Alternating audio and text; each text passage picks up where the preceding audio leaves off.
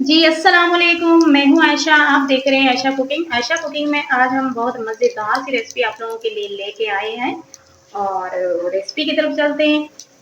जीरा का पुलाव बनाने के लिए यहाँ पे हमने कढ़ाई में 1 कप ऑयल और एक बड़ा कटा हुआ प्याज जो हमारा ब्राउन हो रहा है वो रख दिया है, और हम इसके अंदर आधा किलो चिकन है हमारे पास, वो ऐड करेंगे। ठीक है मेरी प्यारी प्यारी दोस्तों, यहाँ पे हमने चिकन की भुनाई करनी है और चिकन की भुनाई ज़्यादा टाइम नहीं करनी, हमने सिर्फ 10 मिनट के लिए करनी है।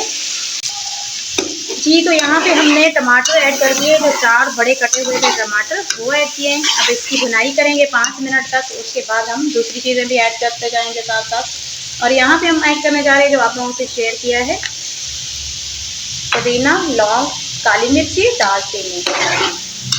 चैनल पे नए हैं तो लाइक करते हैं, सब्सक्राइब करते हैं। आप लोग का प्यार होता है, मोहब्बत होती है और हमें अच्छा लगता है हम आप लोगों के लिए और भी अच्छी अच्छी वीडियो बनाएं और शेयर करें।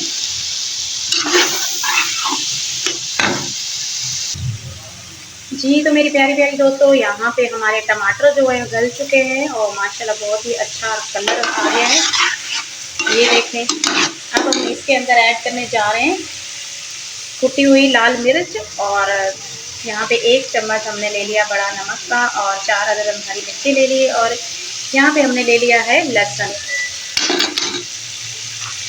अदरक हम ऐड नहीं करेंगे, लहसुन ऐड करेंगे।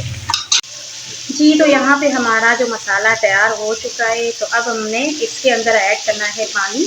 1 किलो चावल के अंदर हम 1 किलो ही पानी ऐड करेंगे।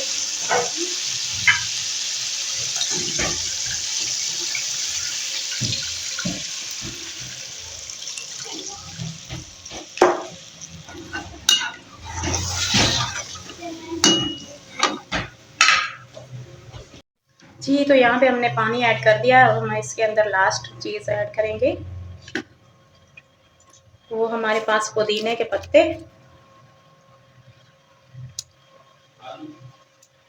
और यहाँ पे हम ले लेंगे 1 चम्मच सिरका, ज़्यादा नहीं लेंगे, सिर्फ 1 चम्मच लेंगे, और 2 कतरे हमने ऐड कर देने हैं केवड़े के। और अब हम इसके ऊपर दे देंगे ढक्कन। जी तो यहाँ पे हमारा पानी जो है बॉयल हो चुका है, तो अब हमने इसका ढक्कन उतार के इसमें चावल ऐड करने हैं जो हमने भिगो के रखे हुए थे। जी पानी हमारा बॉयल हो चुका है, अब हम इसके अंदर चावल ऐड करेंगे।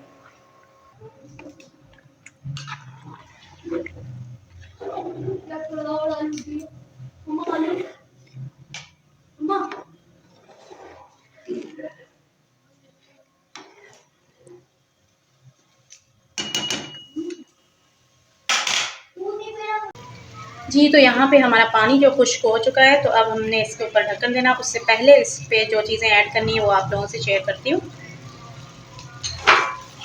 यहाँ पे हमने ले लिए हैं आलू बॉईल किए हुए,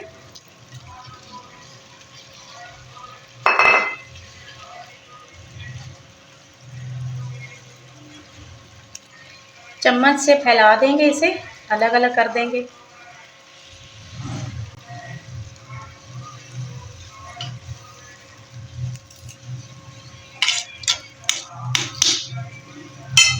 इस तरीके से ऊपर से हम इस पे हल्का सा जर्दा रंग देंगे।